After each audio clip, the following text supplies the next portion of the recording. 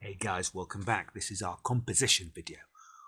This is the one where we're going to use your sounds to compose our little bits for our homemade orchestra.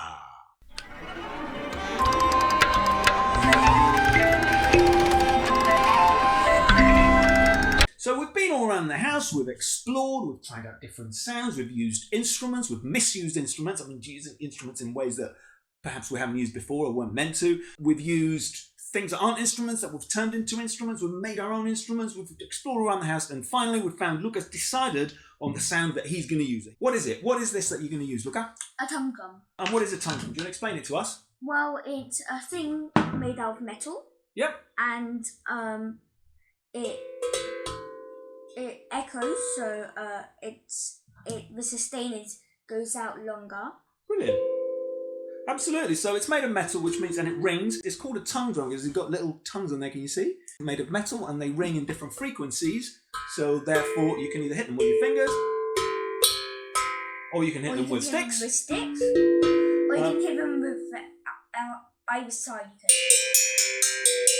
To get different sounds, and that's what Luca's going to use to make his little phrase. So remember, all we're looking for is like a short phrase that you can then use and combine with others to make our little piece. So he's just going to mess around with that and explore it to see if he can find a phrase that he likes. He's just going to try different things. You're going to try hitting it in different ways, just approaching it different ways and see, just playing. Really, this is the most fun bit, just playing around until you find something that sounds good and that you want to use. For those of you who are familiar with music theory or have been practicing your scales, when you're messing around trying to find your tune, we want to make sure it's in C major.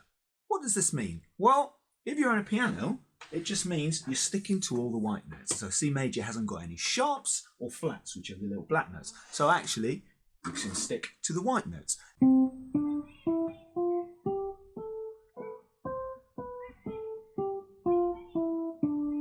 If you're playing a guitar or any other instrument, it means just that, no sharps or flats. So you can stick to all the natural notes. However, if you're playing an instrument that you've just made or that you've just found and you're not sure obviously what the tones might be, don't worry about it. Then just explore and compose your thing that way.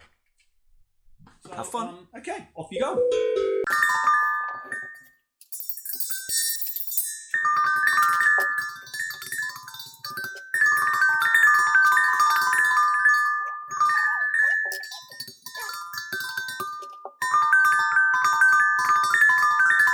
Okay, so now Luca's had quite a lot of practice and quite a lot of messing around and just trying to find tunes that he likes, things that he likes. And I think you've hit on something that you like, is that right? Yes. You've got a little phrase that you want to play. Do you want to just play it to us so we can hear what it is that you've got that you'd like to record?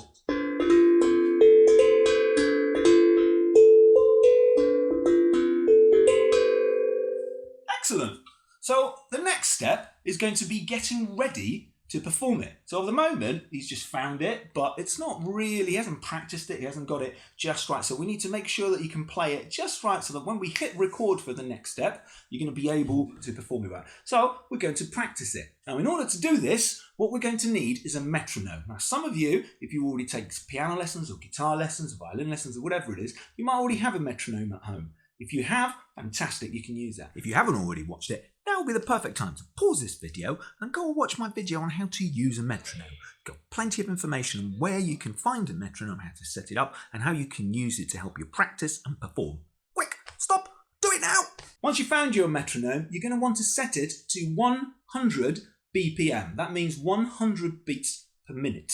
It's going to be in 4/4, which means there's going to be 4 beats in every bar. And we're going to have 100 BPM. So once you set your tempo, then you can start practicing playing your tune along with it. And again, take as long as you need, practice it and practice it until you've got it exactly right. Let's practice.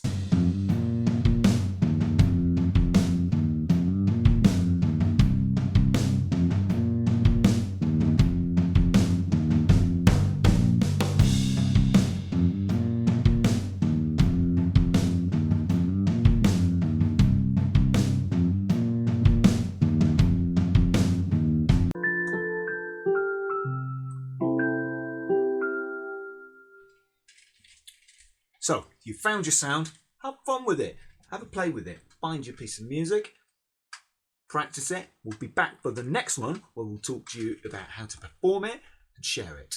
Have fun!